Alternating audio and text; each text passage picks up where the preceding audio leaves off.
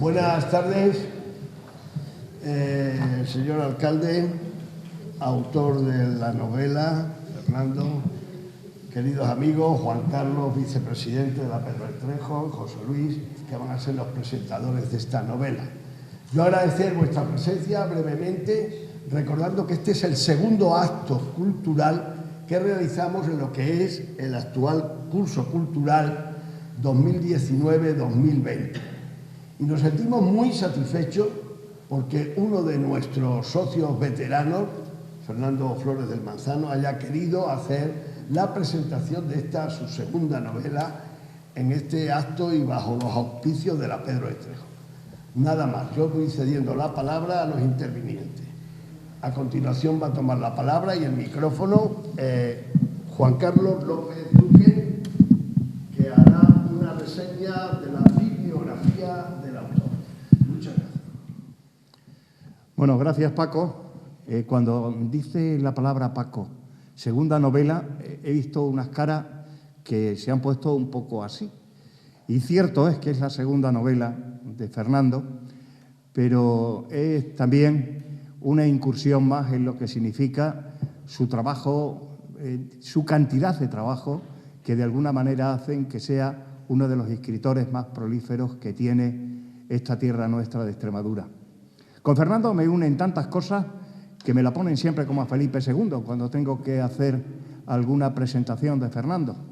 Con Fernando conviví desde bien pequeñito, de Fernando aprendí muchas cosas, de su magisterio conocí palabras que en los años 60 no se utilizaban, como democracia, como república, como comunismo. Todo eso vino a ser parte del aprendizaje y el bagaje también personal que de alguna forma fue conformando también mi propia vida y mi propia historia. Y con Fernando, bueno, pues tuvimos nuestros quehaceres que de alguna manera nos llevaron por derroteros importantes para vivir de alguna forma la palabra que hoy vamos a ir viendo y desgranando, que es la palabra república. Recuerdo aquel famoso viaje de Fernando porque en aquellos momentos, y sobre todo porque se hablaba mucho de la Francia del 68, cuando él viaja hasta tierra francesa, hasta la República Francesa, que era una cosa importantísima porque no todo el mundo salía en los años 60 a la Europa francesa, a la Europa de la libertad, a la Europa de las cosas modernas, a la Europa de los avances, a la Europa más bien que todos anhelábamos pero que no podíamos llegar a ella.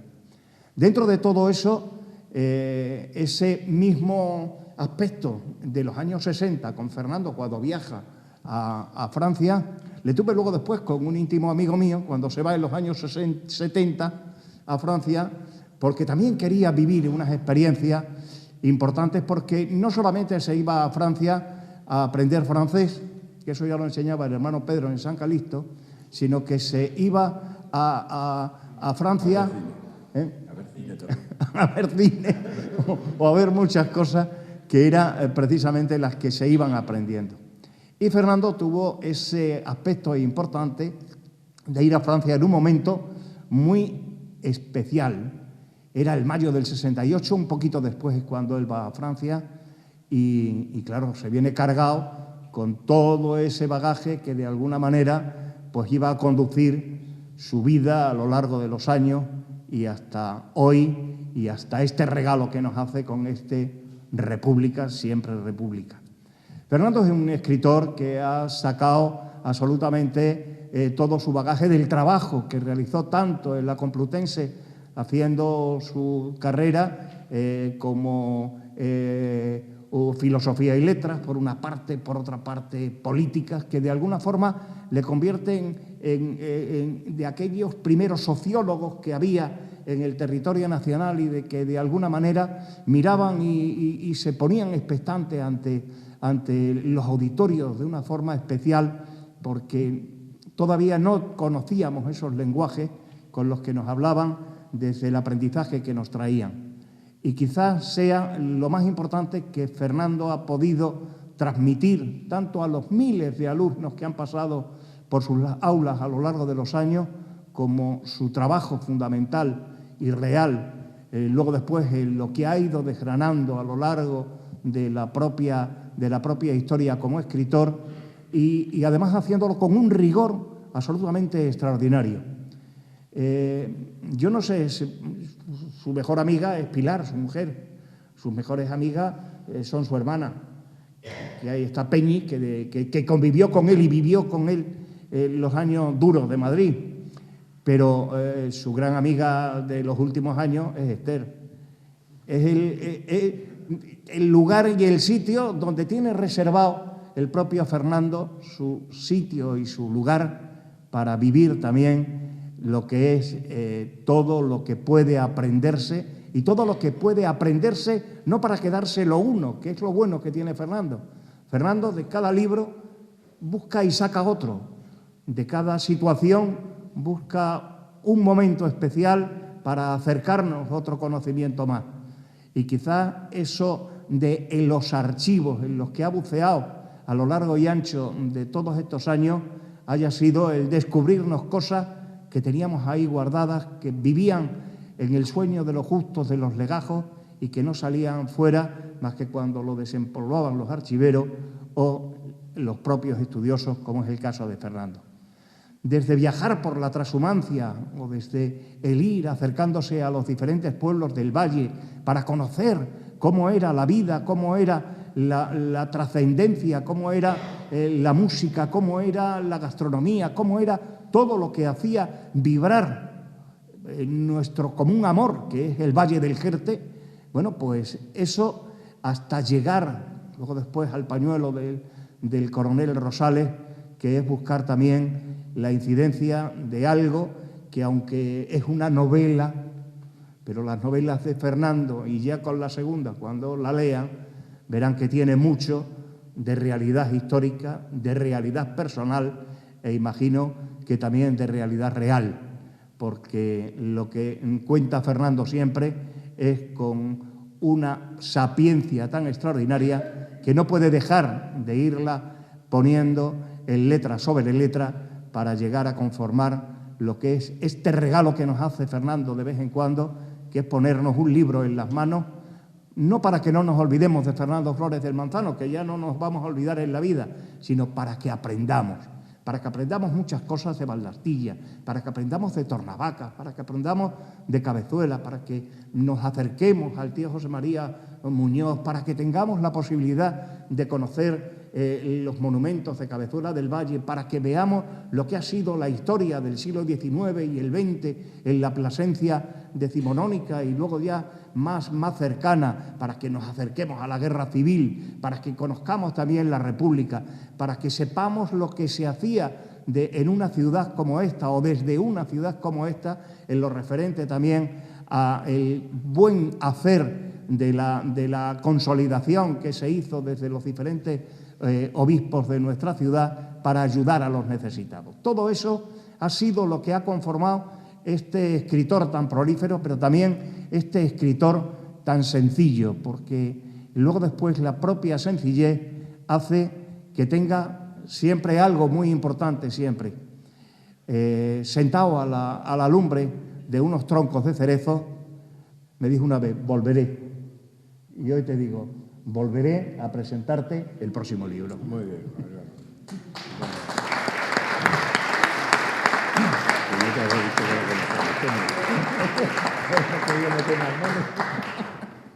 Muy bien. Toma a continuación la palabra José Luis Hernández, que va a desglosar en sí el tema de la novela. O por lo menos eso nos ha dicho. Vamos a intentarlo. Gracias, Juan Carlos. Te volveremos próximamente la conexión. Nos ha hecho crónica amplia. Bueno, a la hora de explicar esta novela, República, siempre República, no pretendo hacerles un resumen, porque el resumen viene muy bien al dorso. Está estupendo. Hay que decirlo, que el que haya hecho la síntesis podría leerla y quedaría estupendamente, y algún avezado cuando viera la parte de atrás del libro diría, míralo, qué listo, se ahorra el trabajo. No, yo voy a dar un pequeño resumen o algunos fragmentos y, sobre todo, una experiencia de lectura, porque creo que es lo que más puede transmitir. Los libros a cada cual le transmiten una cosa. Y en este caso, elegir a un Suso, porque soy prácticamente coetáneo, creo que Suso me saca 6, 7 años, el protagonista de la novela. Él está acabando la carrera en el 99 presentándose a oposiciones, yo la empiezo en ese año, podemos ser casi, o sea, ponemos a un Suso, mejor dicho, a uno de la generación de Suso, a presentar esa novela. La novela tiene un alma, tiene un espíritu que hay que entender, tiene una filosofía por detrás que tal vez el padre de Ismael Serrano planteó muy bien en una de sus canciones más famosas, lo hemos tenido en Plasencia hace pocos días, porque en esta novela podríamos decir que es un papá cuéntame otra vez, ese cuento tan bonito de gendarmes y fascistas y estudiantes con flequillo. Alegre guerrilla urbana en pantalones de campana, canciones de los Rollins y niñas en minifalda. Porque en gran parte de esa época se está situando esta novela. Aunque su comienzo es en 1999, el hablar con el padre difunto se transforma en el principal entramado de la obra, a través de un diario, de ese viaje a Francia que nos ha contado Juan Carlos. No sé si Fernando tuvo tanto éxito como Jesús en su viaje a Francia, porque hay que decir que ambos dos protagonistas debían ser muy bien plantados. Ni a finales del siglo XX se ligaba tanto y tan fácil, Fernando. Por Dios. ¿Habría algún afortunado?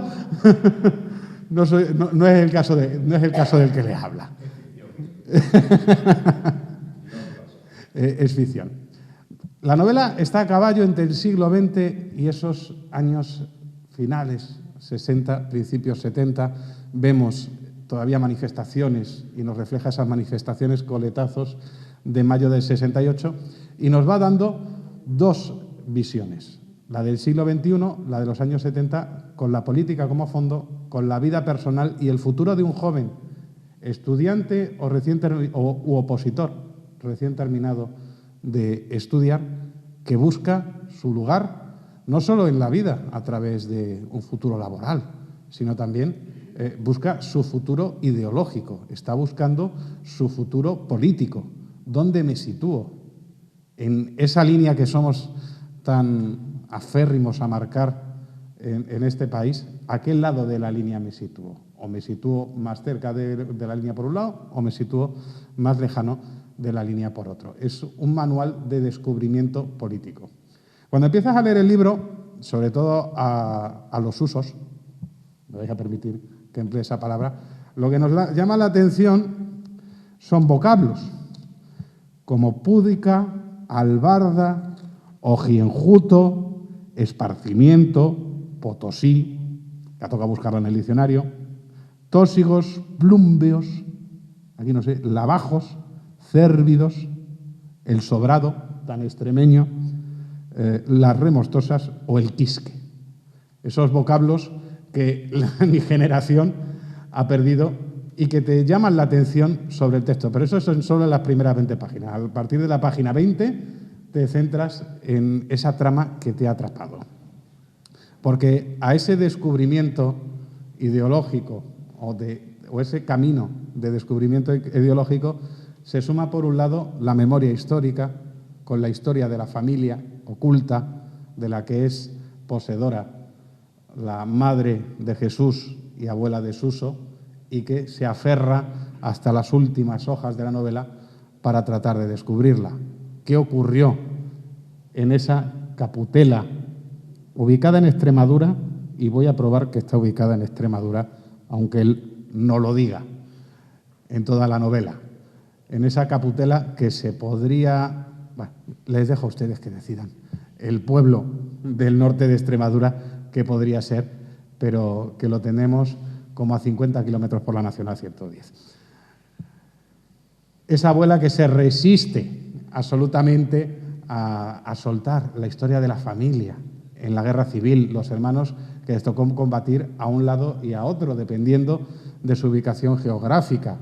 Esa historia de represión en un pequeño pueblo donde años después, 60 años de terminada la guerra, todavía es vergonzoso y vergonzante hablar de ello, porque las familias, en los pueblos, las familias no solo heredan los bienes, heredan la historia, heredan los apodos, pero también heredan los buenos y los malos actos, las amistades y las enemistades de sucesos que han ocurrido 60 años después. Además, esos secretos de familia le dan ese halo de misterio, de novela pseudopolicíaca, que Suso tiene que ir a base de enfrentamientos familiares, que ir descubriendo a través también del diario, pero también es esa historia de camino en cuanto, y es una de las cosas que podríamos decir me ha sorprendido, porque todos hemos leído a Fernando Flores del Manzano.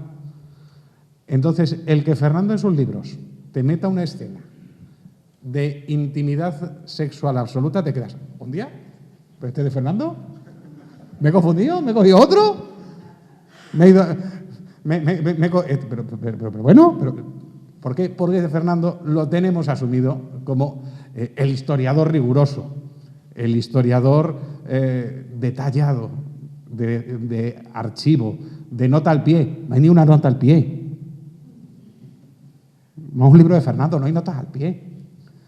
Podríamos decir. Entonces, también nos sorprende a aquellos que hemos seguido la trayectoria de Carnal, la trayectoria de Fernando. Claro, en el tema Carnal, además, nos deja en albis.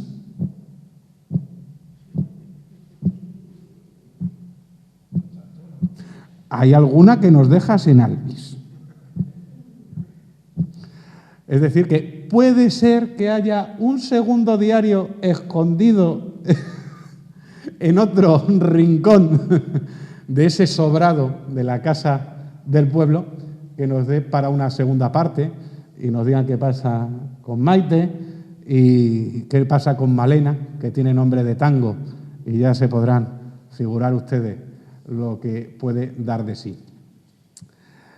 Además, hace una cuestión que hoy en día también podríamos decir está o no se da el valor que se le da anteriormente, que es, por un lado, la obligación con la familia o la devoción a la familia y el esfuerzo. Porque también soterrado hay esa loa al opositor que se enfrenta durante meses a arduos tardes y días de estudio, con alguna pequeña escapadita, con alguna amiga, pero encerrado en casa, porque Suso, el protagonista del siglo XXI, está estudiando unas oposiciones y falta poco para que nos ponga parte del temario de registrador de la propiedad y el cantar los temas. También cómo su padre está siendo estudiante y cómo va aplicando aquellas enseñanzas y cómo va divergiendo en esas enseñanzas. Loa al esfuerzo del trabajador del campo, porque vamos a ver labores agrícolas en el viñedo, las labores en los muelles, los dolores de riñones, la espalda destrozada en alguno de los momentos, y eso será también un MacGuffin, un elemento que parece que no tiene importancia, pero va a tenerla a lo largo de toda la novela. Loa al opositor, pero loa también a la devoción a la familia, porque el cuidado de la familia, que muchas veces se da por supuesto, no nos hace ver los sacrificios que también conllevan, los sacrificios y también las ventajas de hacer esos cuidados a los familiares mayores. Cada persona que lee un libro le saca una visión distinta. La novela es una novela espejo donde Jesús y Suso, con 30 y pico años de diferencia, ¿no? 30 exactamente, si no, 30 exactamente, están viviendo la misma historia. Nada cambia. Las mismas dudas existenciales de ¿valdrá para algo lo que estoy estudiando? ¿Me valdrá para ganarme la vida? ¿Con esta chica con la que salgo será mi compañera de por vida? ¿Qué ha pasado en lo anterior? Y he dejado el tema político, porque con un libro bajo el título República, siempre República, está claro que el componente político es muy importante. En este caso, un componente político a principios del siglo XX donde filosóficamente podríamos decir el neoliberalismo ha triunfado bollantemente. La filosofía imperante es Fukuyama y su fin de la historia. Ya no hay más historia, ya ha vencido el capitalismo, el muro ha caído, la URSS caía en el 91, estamos en el 99, con Estados Unidos imperante hegemónicamente el sistema capitalista en el mundo y únicamente algunos reductos conviven con otros regímenes y están empezando a cambiar. Es la época de Huntington, del choque de civilizaciones. Ya las ideologías han muerto. No vamos a ir a ningún tipo de conflicto por pensamiento, sino por creencias. Es el tiempo de Bell, el fin de las ideologías. Ya no hay ideología, nos decía Bell, era Isaac Bell, y era el tema central y la filosofía imperante en esos años. Sin embargo, vemos cómo el individuo sigue buscando esa ideología. Eso a finales del siglo XX en el uso actual. ¿Qué le ocurre a Jesús en ese año 69 visitando Francia? Mayo del 68 ha pasado, no ha conseguido cambiar nada. Bajo los adoquines no había arena de playa. Jean-Paul Sartre ha quedado para estudio, no para uso inmediato. También se ve en la novela ese descreimiento o esa pérdida de la utopía de Jean-Paul Sartre de ese mayo del 68 de la Revolución. Esa revolución se ha ido produciendo paulatinamente, poco a poco se han ido rompiendo esas barreras que pedían los estudiantes de mayo del 68 y que también, como decía Ismael Serrano, qué lejos queda aquel Mayo, qué lejos queda Saint-Denis, qué lejos queda Jean-Paul Sartre, qué lejos queda aquel París. De alguna manera, los dos se encuentran en un tiempo de descreimiento político, pero ellos se siguen afianzando a sus ideologías. Por un lado, a la ideología en contra del franquismo por parte de Jesús, y esa ideología, a través de un cuaderno manuscrito, se la transmite también a su hijo Suso, porque en los pueblos, hemos dicho, se heredan todo, las filias y las fobias.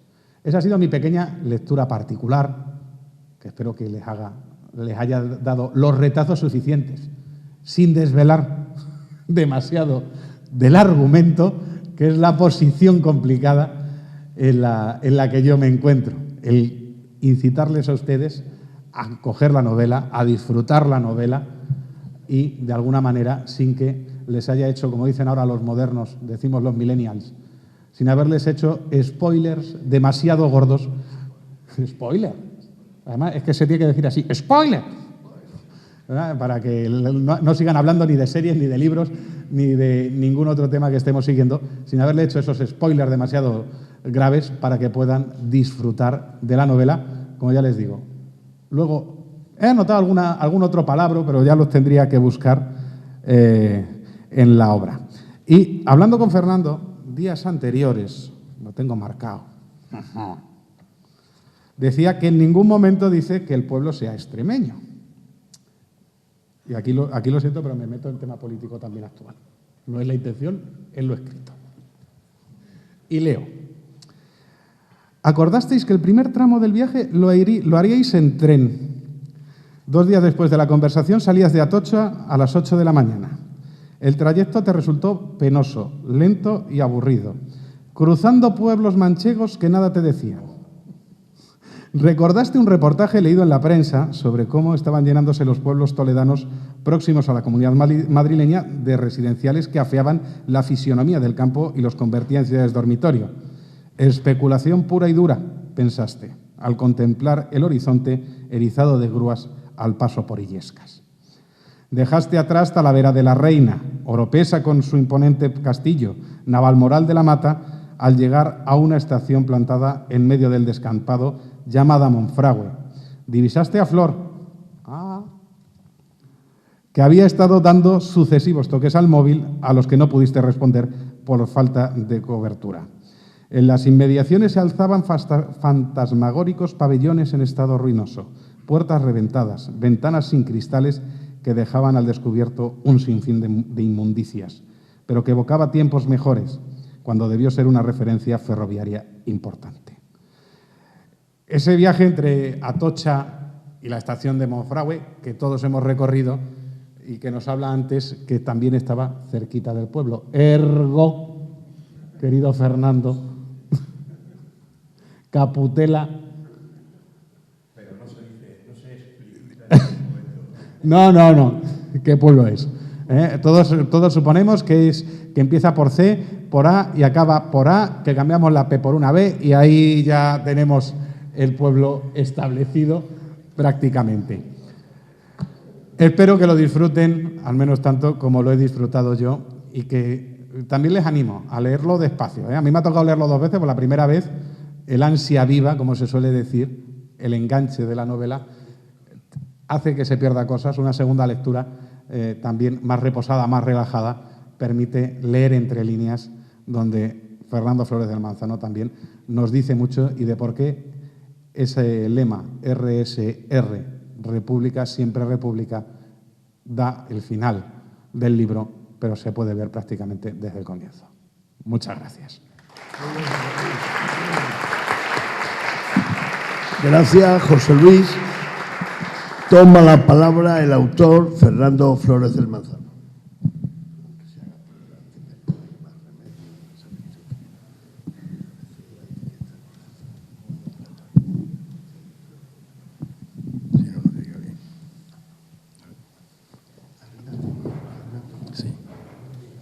Buenas noches. Primero, agradecer a los que componen esta mesa, al presidente de la Asociación Cultural Pedro de Trejo, don Francisco Valverde, a través de la cual se está organizando esta actividad, a su vicepresidente, que está a mi derecha por las palabras que yo sé que le brotan del corazón a Juan Carlos, porque nos tenemos en estima mutua, dado el ya rancio conocimiento que damos juntos. A Juan Carlos se le ha olvidado decir una cosa. Cuando yo vine de Francia, había una consigna muy clara en los dirigentes republicanos y era todos contra Franco, era la consigna. Y bajo ese designio, Juan Carlos acudió junto a quien os habla a una reunión. Cuando él hablaba de una lancha con una lumbre, que fue repetida a veces, las que estuvimos en casa de mi tío Gumersindo, Cabezuela es un pueblo de una gran tradición carlista, y tenía pujanza todavía en los años 60 y 70, y por las calles de Cabezuela había gente paseando con la gorra roja de los carlistas, la gorra colorada, sí, de los carlistas. Nos conocemos y hemos pasado diversas peripecias, ¿verdad? Y por eso de la manera cercana que tiene Juan Carlos de abordar la figura del autor, pues puedes colgar algunos, pero yo lo encuentro sumamente razonable, ¿no? Agradecerle a José Luis, que ha hecho un análisis, una disección muy exhaustiva, una interpretación más que correcta del contenido de la novela. Ha insinuado muy bien la temática, la diversidad de temas que tiene la novela, y yo creo que, espero que a ustedes les haya metido en danza, con ganas de poder leer la novela, ¿no? Luego al señor alcalde le agradezco su presencia. Él ya sabe que tenemos un afecto especial y mutuo desde que fuimos profesor y alumno, ¿verdad? Y yo se lo agradezco que esté hoy aquí acompañándome. Agradecer también, aunque eso está más en Paco y en los de Trejo, al director del Parador, que tan buen colaborador es, ¿verdad, Paco? Siempre dispuesto, ofreciendo un sitio tan especial como esta sala capitular. Bueno, pues a todos ustedes, a mi familia, a mis amigos, a tantas caras conocidas como hay aquí, les agradezco mucho su presencia. Yo no les voy a hablar, porque ya han hablado ellos de la novela, yo más bien me voy a centrar en la motivación. ¿Por qué he escrito esta novela? Hoy se cumple, bueno, hoy, durante este otoño se están cumpliendo 50 años, es decir, medio siglo desde que se realizó el viaje en que se funda la novela. Hoy día viajar a Francia puede ser una cosa, un aspaviento por ir a Francia, pero Colocaros hace un esfuerzo mental en los años 60, a finales de los 60, las postrimerías, el tardofranquismo, en un momento delicado donde hay en toda Europa y en Occidente entero se han vivido el año anterior y se están viviendo en esos años una gran conmoción, una revolución cultural, social, política, de toda índole, ¿no? Imaginaos eso en una España donde apenas tenían resonancia esos acontecimientos, pero donde había gente que teníamos ya otras ilusiones, otras cosas. Viajar cuando se tienen 19 años y se es menor de edad, que eso es algo que hay que recalcar.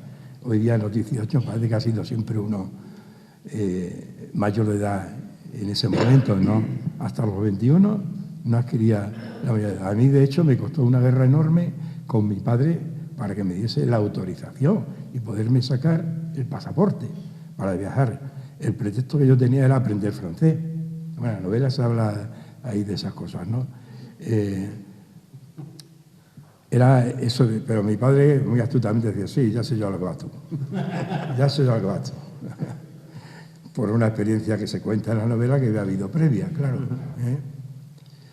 Bueno, pero entonces viajar digo que no es lo mismo que ahora, en ese sentido. Es romper con muchas cosas. Y es atreverse además a viajar con escasos recursos económicos. Yo llevaba una recomendación de un señor de mi pueblo. Yo estoy hablando de mi viaje, no estoy hablando del viaje que Suso hace, aunque haya concomitancias y haya cosas de esas, ¿no? Un señor, os voy a contar, en el Valle parece que es muy boyante económicamente. Y eso que en los años 70 y 80 es cuando más florecimiento tuvo. Pero en la gente, en los pueblos del Valle, en Cabezuela concretamente, eran emigrantes temporeros. Se iban a la manzana y a la uva a Francia. Y había ocurrido un fatal accidente a gente de Cabezuela. Yendo en un autobús, debió quedarse dormido porque viajaban de noche. El conductor y se empotró contra un camión cargado de vigas de hierro. Murieron 4 personas, creo, fallecieron. Eran como las 12 de la noche, así cuando llegó la noticia a Cabezuela, aquello fue indescriptible. La que se prepara allí. Pues había ocurrido eso como un mes antes de ir yo. Llevaba esta recomendación para un patrono, como lo llamaba, de una maison francesa. Y bueno, pasé unos días en Burdeos y luego me fui para allá a cortar uvas. Yo en mi vida había trabajado físicamente. Aunque soy de una tierra donde hay mucho esfuerzo por la recogida de cereza, mi familia no se dedicaba a eso. Una vez que le dije a mi padre que iba a coger cereza, me dice, así literalmente, cacho maricón, si quieres trabajar, toma aquí. Mi padre se la gastaba así, ¿no? Y en ese sentido, pues, no estaba acostumbrado a esfuerzo físico. Y a mí, pasar unos días allí, en Francia, cortando uvas, me dejaba pero baldado. Luego tuve la mala suerte de que se puso un temporal de agua. Yo me largué, claro, porque estaba allí y no cobraba. La verdad que me trató de una manera especial Monsieur Bertrand, porque me llevaba la carta esa y sabía que era estudiante y tal. En lugar de tenerme en los barracones donde tenía a los otros cortadores de uva, había franceses, argelinos. Pues me tenía en su casa, en una buhardilla. Allí estaba alojado y comía con ellos en la mesa. Pero veía que no rendía mucho. Sí, a veces, venga, deprisa, deprisa, me decía en francés, ¿no?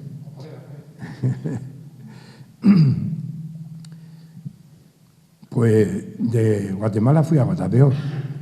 Se acabó la vendimia por el agua y me fui a Burdeos, que era de donde había partido, ¿no? Allí estuve trabajando en el puerto de Burdeos como ayudante de estibador o algo así, trabajo durísimo. Esto va a acabar conmigo. Allí pude conocer a los primeros republicanos en el exilio. Porque lo he contado y lo dejo para ahora.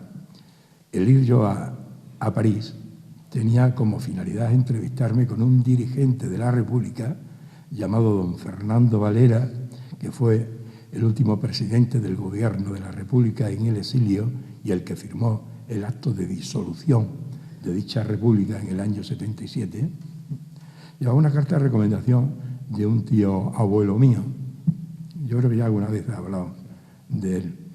Juan Carlos lo conoce bien, era bajito de estatura, con una pajarita siempre. Este señor era director de las escuelas graduadas de niños de la Balmoral de la Mata y su mujer directora de las de niñas. Además era abogado en ejercicio. Mi tío, en los años de la República, pues por la Balmoral de la Mata, que es un lugar de confluencias,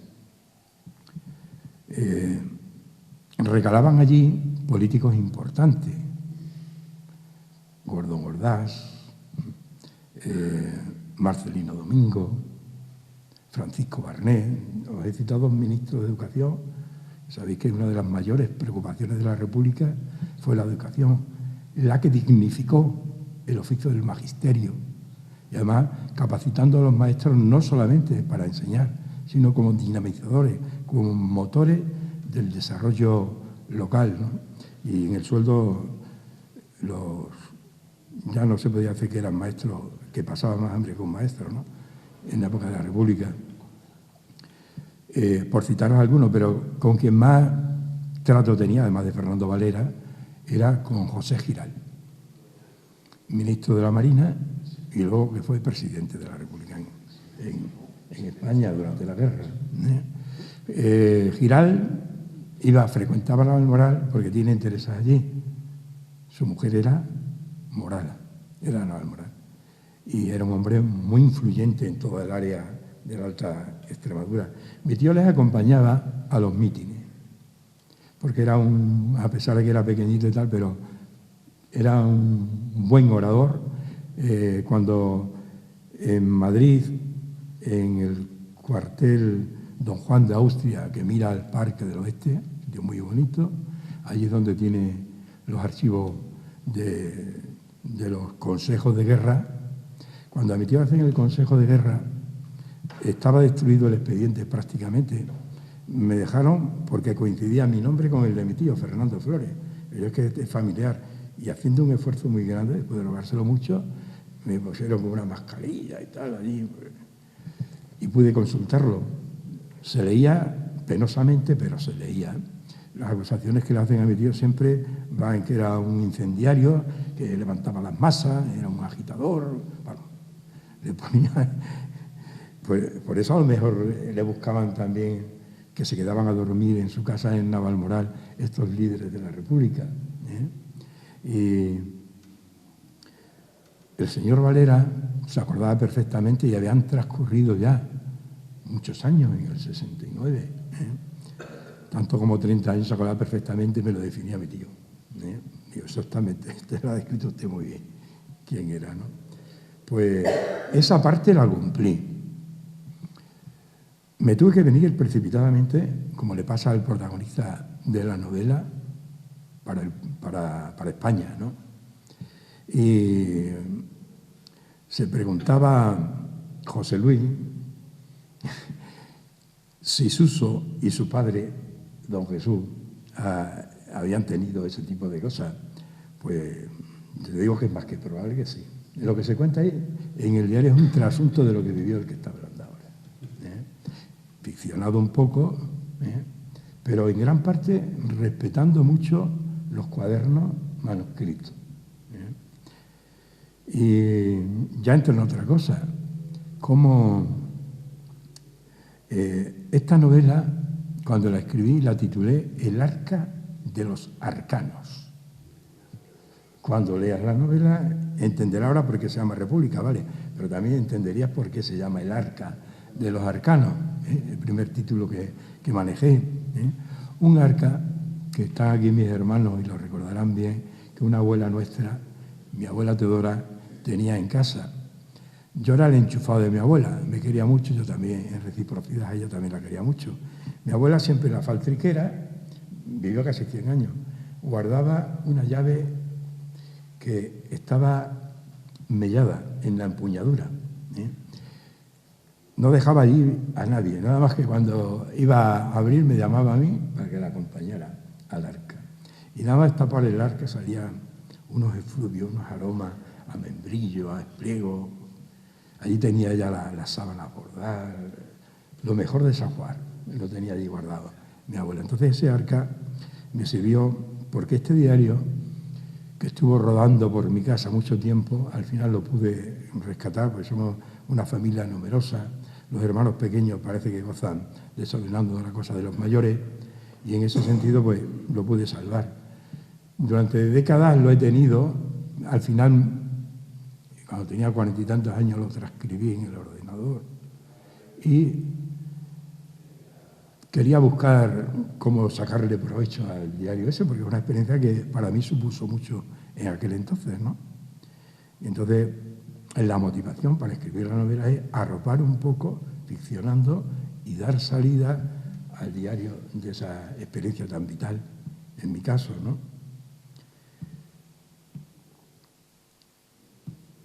Cuando se la paso, la novela se llama República, siempre República, porque le gustó al editor el título ese, ¿no? Pero yo no sabía, cuando le puso ese título, que Clara Campoamor, el lema, es el título del libro, es un lema con que cierra el diario el padre, que luego hace suyo el hijo, como bien señalaba, esa osmosis que se da entre padre e hijo, esos paralelismos que le desconciertan a él mucho, ¿verdad?, en los distintos planos, el ideológico, el amoroso, ¿no? Pues en ese sentido,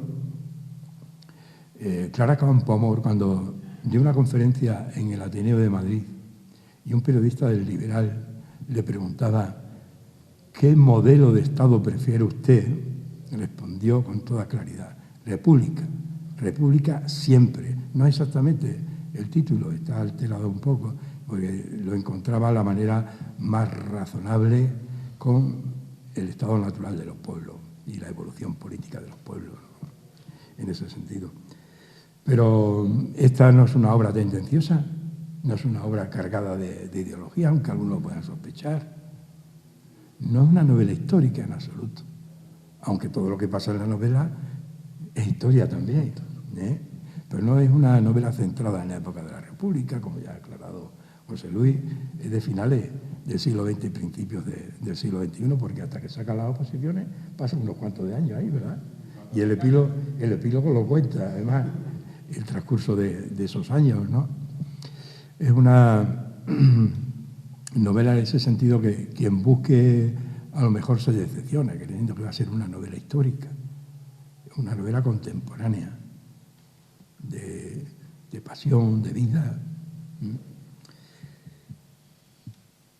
Lo que me gustaría también referir un poco es el mundo de los exiliados que yo encontré en Burdeos, a través del que nos contrataba, que era hijo de un exiliado, el señor Blanco, que estaba ya perfectamente adaptado a la vida francesa.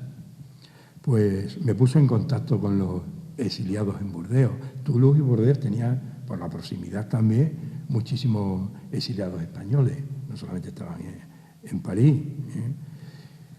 Y a este mundo de los exiliados le tenía yo una devoción grande, pero el contacto con ellos me sirvió también para desmitificarlo y ver que eran unas personas de una incomodidad interna grande. Vivían siempre en la añoranza. Yo creo que eso les pasa a la mayoría de los inmigrantes, y más ellos, que saben además que no pueden retornar, pues tienen causa abierta aquí. Y esa imposibilidad de regreso les martiriza mucho.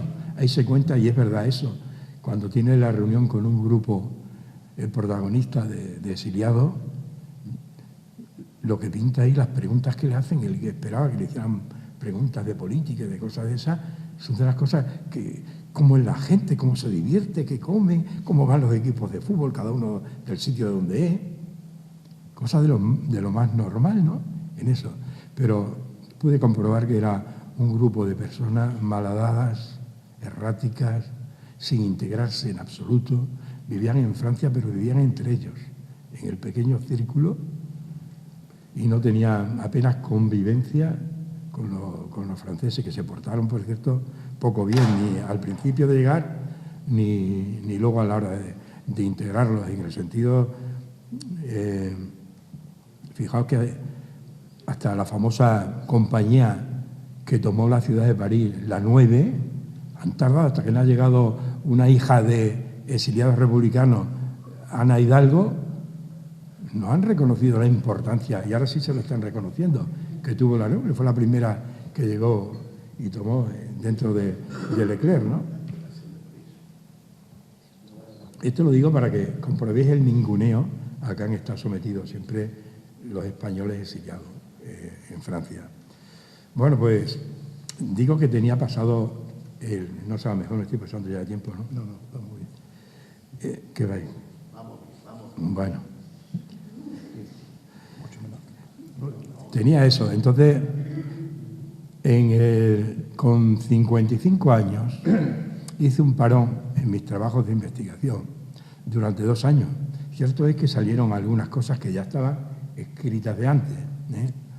Pues en parte el parón lo hice por motivo del lío ese que hubo con el impresor del libro primero sobre Plasencia. Digo, esto es desesperante. Me cabré y digo, bueno, voy a hacer una...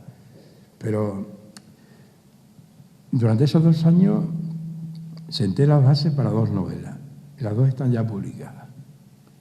La del pañuelo del coronel Rosales, que no se llamaba así, se llamaba La dama y el insurrecto, pero también los de las editoriales te lo cambian y dicen que eso no tenía tirón. Y le pusieron el pañuelo, me parece cursi además, el pañuelo del coronel Rosales. Para un tío que es guerrillero, montará, bravío, ponerle el pañuelo del coronel Rosales. Bueno, pero en fin, ellos sabrán. Estas cosas los autores no hacemos nada en ese sentido, ¿no? Pues para mí ha sido una satisfacción poder ver 2 novelas que tenía escritas desde hacía ya 15 años, como es el caso de esta. El año pasado, va a hacer un año que presentamos el libro el día 20 de noviembre, que mucha gente se escandalizaba, que presentamos, coincidiendo con José Antonio y Franco, que presentamos un libro de la República. Y Paco me llamó muy apurado. Fernando, que están por aquí levantándose voces. Digo, pero Paco, a estas alturas hay un hombre como tú, que tenga en cuenta esas consideraciones, por Dios.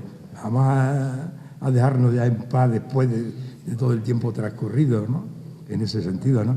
Pues me puse, se había escrito antes el libro de la Segunda República que el de la Guerra Civil, pero se había publicado porque tenía más tirón el otro antes, y fue la intervención generosa del ayuntamiento la que permitió que se publicara luego el de la Segunda República. Ahí me puse con la novela. Pues sería como en el mes de septiembre, octubre, cuando acabé ya de corregir las pruebas del libro de la Segunda República, me metí con esta novela. No me gustaba, después de 15 años que habían pasado como estaba. No le encontraba yo el tono a la novela. Y entonces lo que he hecho es reescribir de las 2 tramas que tiene la novela, la trama correspondiente a Suso. Y yo creo que luego, contrastándolo esto con mi hijo, que también es del gremio, sí, porque además de INEF, tiene hecho también teoría de la literatura y la pasión a la literatura, pues estuvimos contrastando y también coincide que está muy mejorada la novela. Y es que eso es muy importante. Cuando escribes algo y ha pasado mucho tiempo, lo tienes que revisar, y si no te suena bien. Y me llevó mucho trabajo porque le tuve que cambiar, y lo cambié a la forma más difícil, que es la segunda persona. Es algo muy, muy complicado. Quien entienda un poco de esto lo debe saber por experiencia. Y luego cuando acabé, pues a los 15 o 20 días de acabarla, ya con cierta satisfacción, estoy hablando del mes de marzo o por ahí. llega el momento más complicado para quien escribe, si no estás metido en el mundo este. En el mundo de la investigación yo más o menos me defiendo y prácticamente he ido sacando con editoriales comerciales, también institucionales, pero casi todos cuando son institucionales han sido de premio. He ido sacando mis trabajos de investigación, pero en esto yo era un pardillo, ¿no? Con una novela solo, un libro de relatos conjuntos. A ver, te presentas a la editorial no hacen ni caso, ¿eh? Entonces, la editorial que publicó Nautilus, El pañuelo de Coronel Rosales, resulta que había dejado de publicar ficción, que estaba centrado solamente en libros de divulgación histórica. Yo digo, joder, ¿por qué faena ahora? Cuando me enteré yo a través de la página web, que ya no tenía, porque yo tenía incluso el compromiso de si escribía algo, se lo tenía que presentar a ellos primero, ¿eh? Pero ya no admitía ese tipo de publicaciones. Entonces me acordé, digo, Muñoz Moya Editores, pero claro, cuando veo, yo ya sabía que era muy mayor, tú lo llegaste a conocer al de Muñoz Moya, un señor muy mayor, cuando presentábamos el libro Movimiento Obrero, que venía él personalmente, el editor, y vendía los libros él, ¿no? Era muy mayor. Y este hombre ya me meto y veo que está cerrada la editorial. Pero me pongo a indagar en internet y no está cerrada, sino que ha pasado a manos de otro. Y quien lo lleva ahora es un tal Juan Ignacio. Lo llamé, me identificó enseguida porque son 3 libros, me parece, lo que tengo publicado con Muñoz Moya. Yo, sí, yo te conozco bien, Fernando. Yo, mira, es que también hago cosas de literatura y tal. Yo, pues mándame lo que tengas. Digo, es una novela que no es muy extensa, tú mándala. Porque hoy día ya se ahorra uno mucho, anda por correo, le da un clic y para allá va, ¿no? Para allá. Yo la verdad que no tenía muchas esperanzas, pero empecé a mirar y vi que tenía publicado, aquí viene en la solapa de la contraportada, las publicaciones que tiene esta editorial en narrativa, y son muchos los títulos que tiene ya sacado. Pues yo no tenía ninguna esperanza, digo, vale. Y más cuando me dice el nombre, dice, es que recibo, dice, tú mándamela, dice, estoy muy atareado siempre, porque recibo, dice, no por decenas, por centenares algunos meses de obra. Dios, madre mía, esto es un atasco terrible, ¿no? Pues para fortuna mía, antes de cumplirse un mes, recibo una llamada por la mañana, y dice, oye, soy Juan Ignacio. Hombre, Juan Ignacio, ¿qué pasa? ¿Que ya te aburriste de la novela? ¿Pero qué dices? Estoy encantado con la novela. Dice, la he leído ya 4 veces. Mi mujer, su hija, la había pasado allí a los asesores que tienen y tal y cual, ¿no? Y estamos todos encantados y con ganas de sacártela cuanto antes. Tan es así que a los pocos meses, durante el verano, pues salió la novela. La obra más rápida, bueno, alguna de investigación histórica, alguna monografía también ha sido rapidísima. Pero esta, en 3 meses y medio o 4 meses, estuvo ya editada, ¿eh? La obra. Y yo, pues no quiero decir más, nada más mostrarles la satisfacción que tengo de estar hoy aquí, de que ustedes me estén aguantando el rollete, y hasta con cara complaciente algunos, ¿eh? Y nada, muchas gracias por la asistencia y por la escucha.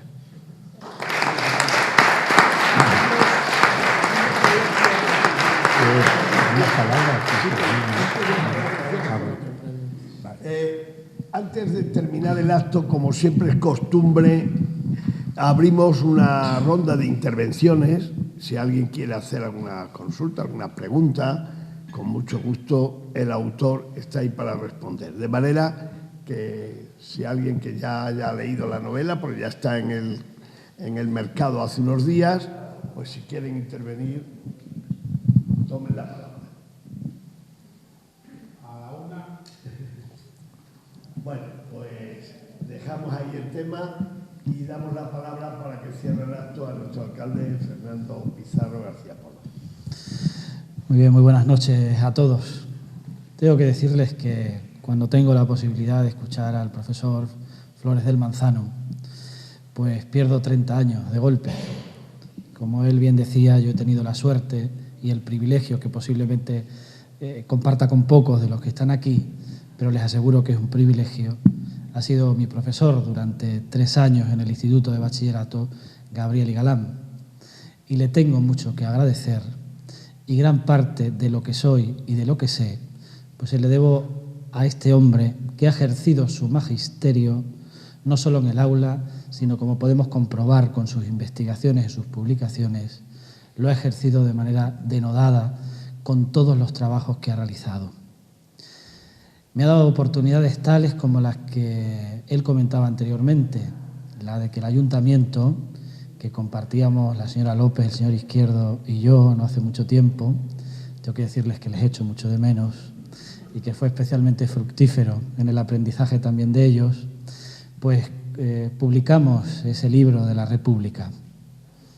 Y fue sinceramente emocionante nombrar en el Salón de Plenos del Ayuntamiento, en virtud de la investigación del profesor Flores del Manzano, a aquellos alcaldes, muchos o algunos de ellos perdieron la vida, como Julio Durán, otros, pues si no la perdieron, la hipotecaron en gran parte por su compromiso político y social, cosa que a alguien que nació en el 75, como yo, pues le es difícilmente comprensible.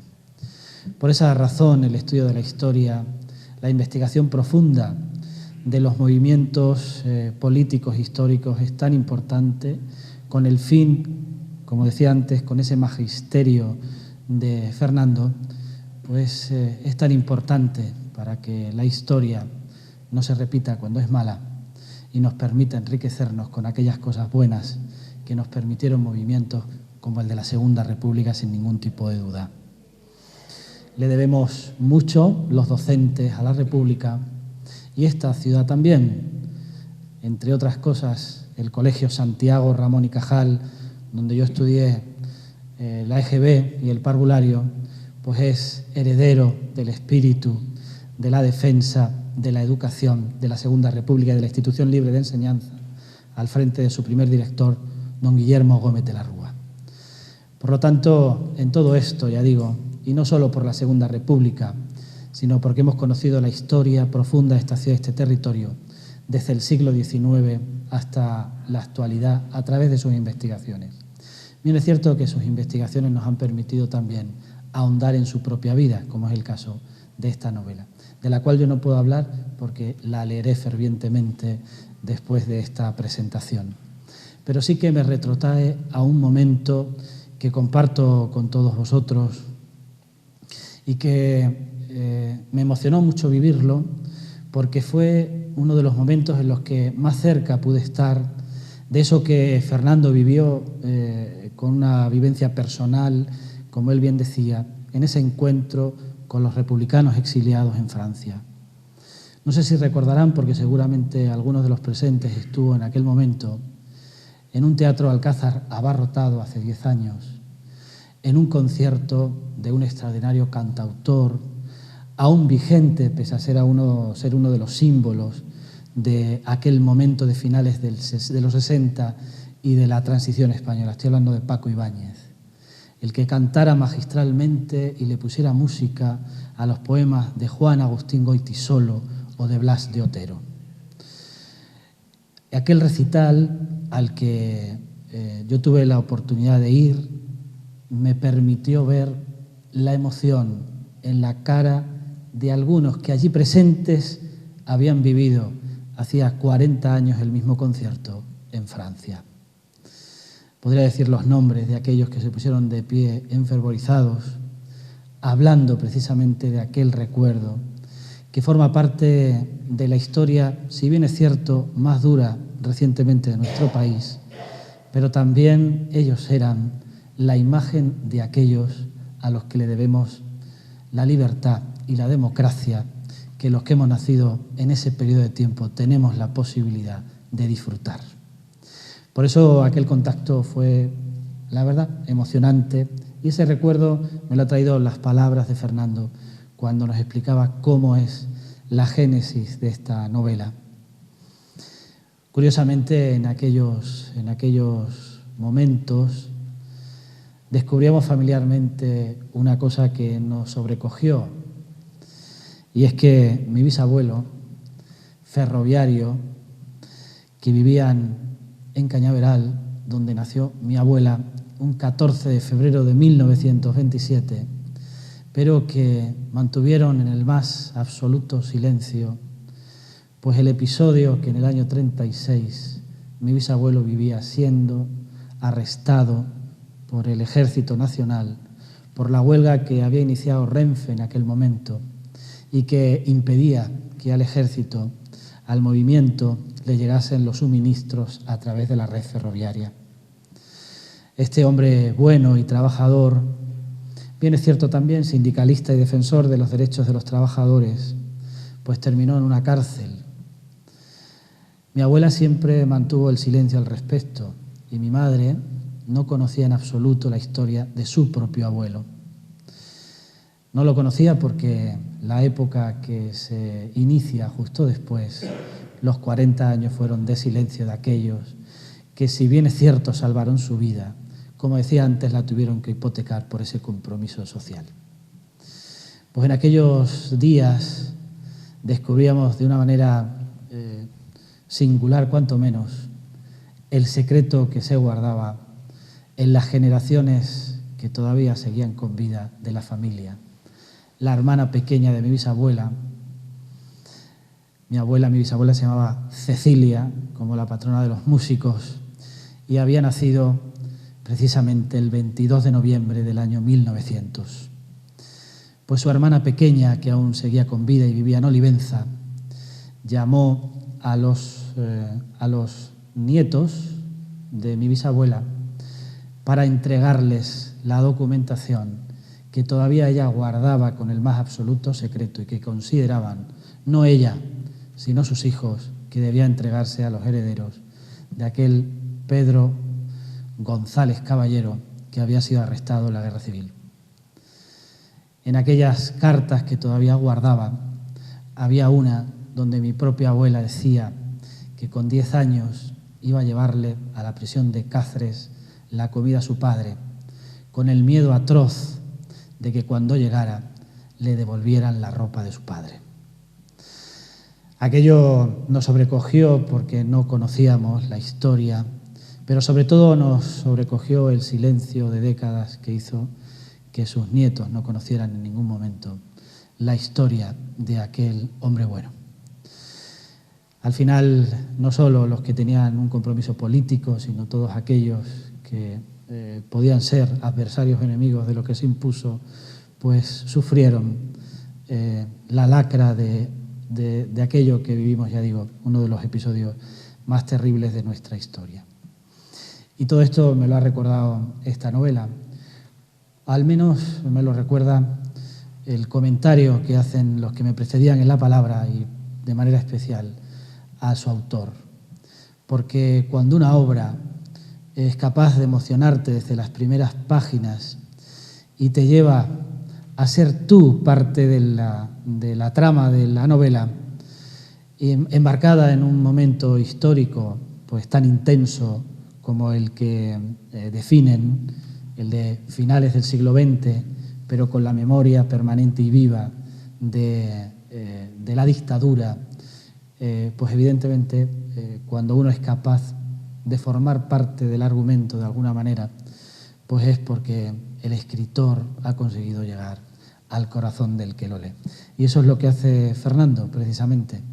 Lo hace dando clase, puedo dar fe de ello, lo hace cuando investiga, lo hace cuando mirando al Jerte y al Parque de la Isla y a la Sierra de Santa Bárbara, pues escribe cada una de las páginas de aquello que tiene la generosidad de compartir con todos los demás después de horas de trabajo en un archivo, de lo cual sabe mucho nuestra cronista y archivera, y de componer con todas esas pinceladas históricas una novela en la que nos traslada su propia vida. No hay cosa más generosa, evidentemente, de compartir la vida de esa manera.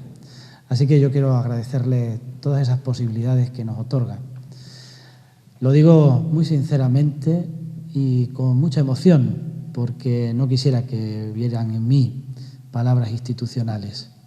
La admiración y el cariño profundo a este hombre hace que hoy pueda compartir, Fernando, con tu permiso, que en muy breve espacio de tiempo pues tenga una calle en esta ciudad, porque nos ha permitido conocer profundamente, no sabía.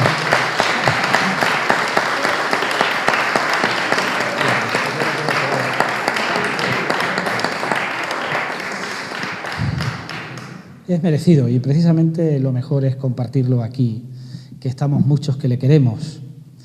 Y se lo merece porque nos ha permitido transformar incluso nuestra propia visión histórica de la ciudad gracias a un trabajo intenso que nos ha dado luz a episodios que casi estaban olvidados en los archivos municipales, en los archivos provinciales o en los archivos nacionales. Pero además comparte con nosotros la poesía y la narrativa de esta novela. Como saben, en muy breve espacio de tiempo se urbanizará una parte que queda sin urbanizar, en la parte norte, cerca de lo que nosotros llamamos la Avenida de Salamanca, el Fuente La Serrana, etcétera, etcétera. Muy posible que dentro de un año pues ya estén configuradas las nuevas calles y una de ellas, con el permiso de todos los que están aquí, y yo creo que con el refrendo del mismo modo de todos, pues habrá una calle que no sea dedicada, sino que lleve el nombre del profesor Flores del Manzano. Así que con esto, que me emociona mucho decirlo, Fernando, que me emociona mucho decirlo, porque es muy difícil, y aquí hay muchos docentes, está Jesús Manuel, está Felipe, está Juan Esteban Bejarano, hay varios maestros y profesores aquí presentes. Es muy difícil, no me incluyo porque yo evidentemente soy un monaguillo al lado de un obispo como puede ser Fernando en el ámbito docente, pero es muy difícil poder devolver a los docentes aquello que hacen compartiendo su sabiduría a lo largo de décadas y de generaciones y generaciones, de placentinos y no placentinos que han tenido la oportunidad de tenerle como profesor. Por eso, qué menos que por su magisterio, por su tarea investigadora, por su tarea literaria, pues esta ciudad recuerde en su diario público que es el mayor orgullo que puede dar una ciudad, junto al nombrarles hijos predilectos y adoptivos, y estoy al lado justo de un hijo predilecto de la ciudad, pues es el mayor orgullo el mayor refrendo que le puede hacer la ciudad, el mayor regalo para compensar esa tarea que ha podido compartir con Plasencia. Así que este placentino de adopción, ya digo que tendrá ese nombre en la calle. Yo quiero agradecerle, no le he pedido ni permiso ni nada, como pueden comprobar, porque seguramente si se lo pido me diga que no, ¿verdad, Pilar? Seguramente me dijera que no. Por eso lo mejor es decirlo aquí públicamente, para que así no haya marcha atrás. Así que yo espero que en breve espacio de tiempo pues nos veamos en un rincón de esta ciudad que agradezca a Fernando su tarea con esta ciudad del Jerte. Muchas gracias.